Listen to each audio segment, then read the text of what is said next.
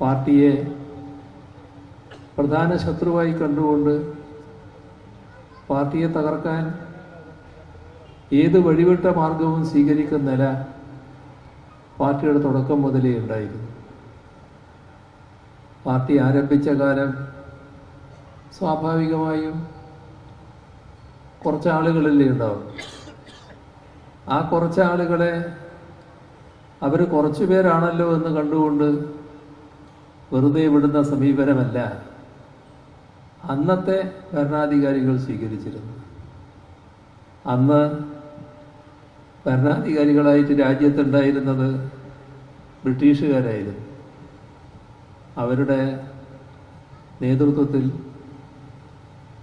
ഈ പാർട്ടി രൂപം കൊള്ളുന്നതിന് നേതൃത്വം കൊടുക്കുന്നവരെന്ന് കണക്കാക്കിയവരെ ആകെ വലിയ തോതിൽ വേട്ടയാടുന്ന നിലയുണ്ടായി. എത്രയോ കുപ്രസിദ്ധമായ കള്ളക്കേസുകൾ ആ ഘട്ടത്തിൽ ചാർജ് ചെയ്യപ്പെട്ടു. ഇങ്ങനെ പാർട്ടിയെ ഒതുക്കാൻ ശ്രമിച്ചെങ്കിലും പാർട്ടി ക്ഷീണിച്ചു പോവുകയല്ല ചെയ്തത്, വളരാതിരിക്കുകയല്ല ചെയ്തത്. നമ്മുടെ ദേശീയ പ്രസ്ഥാനത്തിൽ സജീവമായ പങ്കുവഹിച്ച പാർട്ടിയാണ് കമ്മ്യൂണിസ്റ്റ് പാർട്ടി. ദേശീയ പ്രസ്ഥാനം ബ്രിട്ടീഷ് സാമ്രാജ്യത്തിനെതിരെ പോരാടുമ്പോൾ ആ ദേശീയ പ്രസ്ഥാനത്തിന് ശരിയായ ദിശാബോധം പകരുന്നതിന് കമ്മ്യൂണിസ്റ്റുകാരുടെ പങ്കാളിത്തം വഴിവെച്ചിരുന്നു. ഇന്ത്യയുടെ സമ്പൂർണ്ണ സ്വാതന്ത്ര്യം അതായിരിക്കണം ലക്ഷ്യം എന്നത് കോൺഗ്രസിൻ്റെ സമ്മേളനത്തിൽ ആദ്യമായും അവതരിപ്പിച്ചത് കമ്മ്യൂണിസ്റ്റുകാരനായിരുന്നു എന്നത് ചരിത്ര യാഥാർത്ഥ്യമാണ്. അന്ന് നമ്മുടെ രാജ്യം പൂർണ്ണ സ്വാതന്ത്ര്യമെന്ന മുദ്രാവാക്യം ഉയർത്തിക്കൊണ്ടായിരുന്നില്ല പ്രവർത്തനങ്ങൾ നടത്തിക്കൊണ്ടിരുന്നത്. പിന്നീട് ആ വഴിക്ക് നാം നീങ്ങുകയായിരുന്നു. ദേശീയ പ്രസ്ഥാനത്തിൻ്റെ കാലമെടുത്താൽ നിരവധി കമ്മ്യൂണിസ്റ്റുകാർ ത്യാഗോജ്വലമായ പങ്കുവഹിച്ചു എന്ന് കാണാൻ കഴിയും.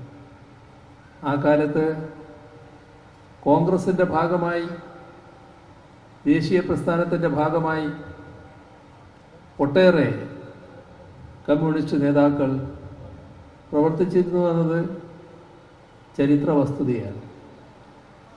അവരെ പലരും വലിയ തോതിലുള്ള ത്യാഗം അനുഭവിക്കേണ്ടി വന്നിട്ടുണ്ട്. ചിലരെ രക്തസാക്ഷിത്വം വരിച്ചിട്ടുണ്ട്. പല വിധത്തിലുള്ള മർദ്ദനങ്ങൾക്ക്, കള്ളക്കേസുകൾക്ക് എല്ലാം അവരിരയായിട്ടുണ്ട്. ജയിൽ ശിക്ഷ അനുഭവിക്കേണ്ടി വന്നിട്ടുണ്ട്. ചുരുക്കത്തിൽ ഇന്ത്യ സ്വാതന്ത്ര്യം നേടിയപ്പോൾ ആ സ്വാതന്ത്ര്യ പുലരി കമ്മ്യൂണിസ്റ്റ് നേതാവായ AKജിക്ക് സ്വന്തം മണ്ണിൽ, സ്വതന്ത്ര ഇന്ത്യയിൽ സ്വതന്ത്രനായി കാണാൻ കഴിഞ്ഞില്ല. അദ്ദേഹം ആ സ്വാതന്ത്ര്യ പുലരിയിൽ ജയിലിലായിരുന്നു. അതും നമ്മുടെ അനുഭവത്തിലുള്ള കാര്യമാണ്. ഇത് പറഞ്ഞത് ദേശീയ പ്രസ്ഥാനത്തിൽ കമ്മ്യൂണിസ്റ്റുകാരടക്കം എത്രമാത്രം ത്യാഗോജ്വലമായ പങ്ക് വഹിച്ചു എന്ന് ഓർമ്മിപ്പിക്കാനാണ്. എന്നാൽ ആ ദേശീയ പ്രസ്ഥാനത്തിൽ ഒരു പങ്കും അന്ന് വഹിക്കാതിരുന്നൊരു കൂട്ടുണ്ടായിരുന്നു. അത് അന്നത്തെ RSS നേതൃത്വമായിരുന്നു. RSSന്റെ നേതൃത്വത്തിലുള്ള സംഘപരിവാർ ദേശീയ പ്രസ്ഥാനത്തിന് നേതൃത്വത്തിനെതിരായിരുന്നു. അവരെ ബ്രിട്ടീഷ് സാമ്രാജ്യത്വത്തിൻ്റെ കൂടെയായിരുന്നു. അന്നത്തെ സംഘ നേതാക്കൾ ബ്രിട്ടീഷ് വൈസ്രോയിയെ കണ്ട് ഞങ്ങളും നിങ്ങളും തമ്മിൽ ഒരഭിപ്രായ വ്യത്യാസവുമില്ല, നിങ്ങളിവിടെ തുടരണമെന്നാണ് ഞങ്ങളുടെ അഭിപ്രായം, നിങ്ങൾ ഇവിടുന്ന് പോകേണ്ടതില്ല, നിങ്ങൾക്ക് എല്ലാ പിന്തുണയും ഞങ്ങളുടേതുണ്ട് എന്ന് അറിയിച്ചവരാണ്.